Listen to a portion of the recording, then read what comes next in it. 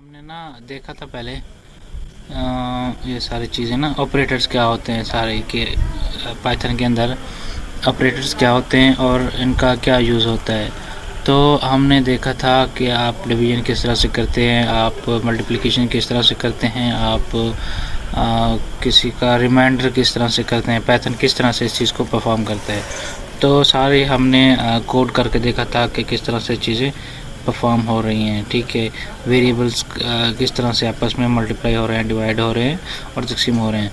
उसके बाद जो उसका प्रैक्टिकल प्रोजेक्ट था यूनिट कन्वर्टर, तो किलोमीटर को उसकी मीटर्स में कन्वर्ट करने के लिए या उसमें मल्टीप्लिकेशन करने के लिए हमने क्या है कि उसको उसके पाइथन की हेल्प से हमने उसमें कन्वर्जन करनी है।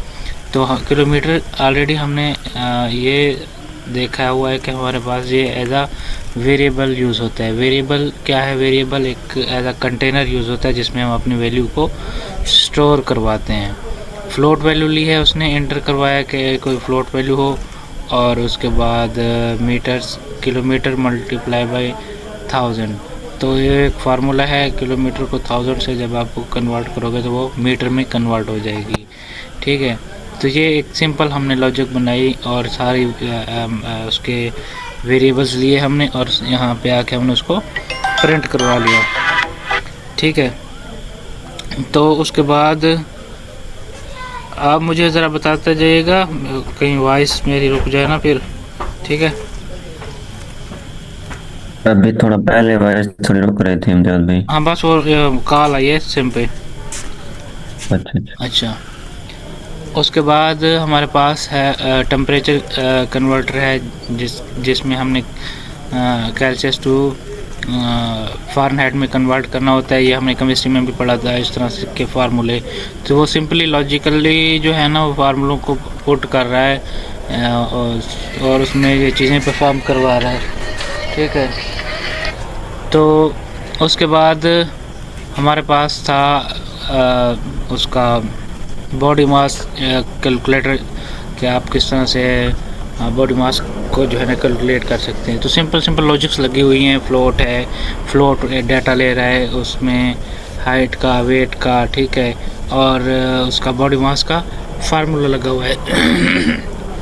तो ये एक सिंपल सी लॉजिक्स होती हैं चीज़ों को परफॉर्म करने के लिए जो हम यूज़ करते हैं, डाटा को लेके आ रहे होते हैं। ठीक है, तो उसके बाद हम ये हमारा प्रीवियस टॉपिक था, तो हमने आज टॉपिक करना है आपके साथ शेयर के पांडास क्या होता है पाइथन के अंदर, और आप क्या कर सकते हैं पांडास की हेल्प से पाइथन के अंदर, और किस तरह से आपका जो है वो एक वर्क फ्लो होगा अगर आप पांडास का इस्तेमाल जानते हैं। तो हमें पता है पांडास एक पावरफुल लाइब्रेरी है पाइथन के अंदर जो हमारे डाटा को मैनिपुलेट करने के लिए, डाटा के ऊपर एनालिसिस करने के लिए, और हमारे पास डाटा सेट्स के अंदर जो रॉ एंड कॉलम्स होते हैं या लार्ज डाटा सेट्स होते हैं तो उनको हैंडल करने के लिए क्या है हम यूज़ करते हैं पांडास। क्योंकि जब हमारे पास लार्ज स्केल डाटा सेट होता है ना तो पांडास की परफॉर्मेंस लो हो जाती है। तो उसको हैंडल करने के लिए फिर हम डाटा को वेक्टराइज कर देते हैं, वेक्टर फॉर्म में लेके आते हैं फिर, या फिर समटाइम हम डाटा का साइज़ कम करते हैं और साथ में उसको वेक्टराइज भी करते हैं ताकि उसका साइज़ कम हो जाए और हम उस चीज़ को अच्छे से परफॉर्म कर सकें। तो पांडास एक लाइब्रेरी है पाइथन के अंदर और मेनली जो यूज़ होती है डाटा साइंस, मशीन लर्निंग और डाटा एनालिसिस प्रोजेक्ट के अंदर। ठीक है, तो हम इसको और ये बिल्ट इन होती है और इसमें सारे फंक्शन ऑलरेडी, ठीक है, ऑलरेडी इसमें पड़े होते हैं। तो उसको सारी चीज़ें पता होती हैं कि क्या क्या चीज़ें इसकी हेल्प से आप परफॉर्म करवा सकते हैं। हम जो है ना पांडास की हेल्प से डाटा को रीड राइट, हमारे पास जो CSV फाइल्स होती हैं या एक्सेल फाइल्स होती हैं और या हमारे पास जेसन फाइल हो, तो इन सब फाइल्स को रीड करवाने के लिए हम पांडास का यूज़ करते हैं। और हमें पता है कि ये जितनी भी आपकी फाइल्स हैं ना तो इसमें क्या होता है, डाटा होता है और इन्हीं को हमने क्या है ऑर्गेनाइज कराना होता है, इनके कॉलम्स और इनके रोज़ और इनकी इनकरेक्ट जो डाटा होता है उसको हम पांडास की हेल्प से सेट करते हैं। और उसके बाद हमारे पास फिल्टर्स होते हैं और कैलकुलेशंस होती हैं।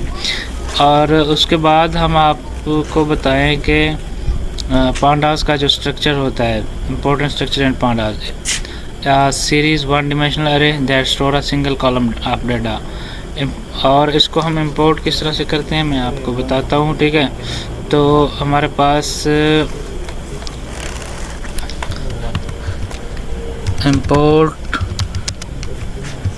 पांडास एज पीडी, इस हेल्प से हम क्या है ये इंपोर्ट कराया हमने पांडास को पाइथन से। और ये सारी चीज़ें इससे हम डाटा रीड भी करवाएंगे, राइट भी करवाएंगे, डाटा मैनिपुलेशन भी करवाएंगे और इसकी हेल्प से हम सारी चीज़ें परफॉर्म करवाएंगे, ठीक है। तो इसमें अगर देखें ये डाटा बना हुआ है सीरीज़ के अंदर।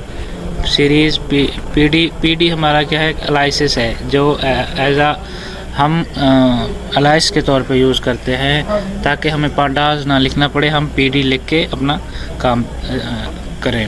उसके बाद होता है डाटा फ्रेम।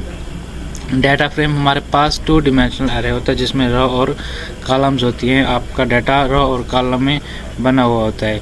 जब हम काम करेंगे प्रोजेक्ट के ऊपर तो मैं आपको बताऊंगा और समझाऊंगा कि डाटा के अंदर किस तरह से आपके कौन सा कॉलम है और कौन सी रो है।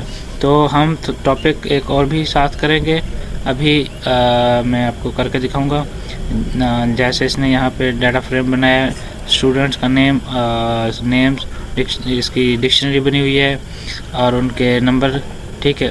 और इस तरह के डाटा को, मतलब ये डाटा होता है अनस्ट्रक्चर्ड डाटा, तो मतलब बिखरा हुआ डाटा होता है आपके पास। तो आप जब उसको स्ट्रक्चरल फॉर्म में लेके आते हैं तो फिर उसको कहते हैं डाटा फ्रेम के में कन्वर्ट करना। PD dot data frame student data, जब इस तरह से करेंगे तो आपका सारा डाटा एक स्ट्रक्चरल फॉर्मेट में आ जाएगा, ठीक है। इस तरह से नेम, मार्क्स, स्टूडेंट, ठीक है। और हेड, ये फंक्शंस हैं पांडास के। हेड की मदद से आप डाटा में से फर्स्ट 5 रोज़ को आप देख सकते हैं। टेल की मदद से आप लास्ट की 5 रो को देख सकते हैं। इन्फॉर्मेशन क्या है, डिस्प्ले करेगा डाटा सेट के बारे में इंफॉर्मेशन। तो डिस्क्राइब मेथड या फंक्शन की हेल्प से आप स्टैटिस्टिकल समरी को शो कर सकते हैं। शेप से हमें पता चलता है कितने रो और कॉलम है, ठीक है। और इसको इंस्टॉल करने के लिए हमें पता है हम पिप कमांड यूज़ करते हैं, pip पिप इंस्टॉल पांडास, या हम कमांड प्रॉम्प्ट या VS कोड टर्मिनल के अंदर ये सारी चीज़ें यूज़ कर सकते हैं। तो आज इसमें हम और देखेंगे, हमारे पास टॉपिक है हमारा जी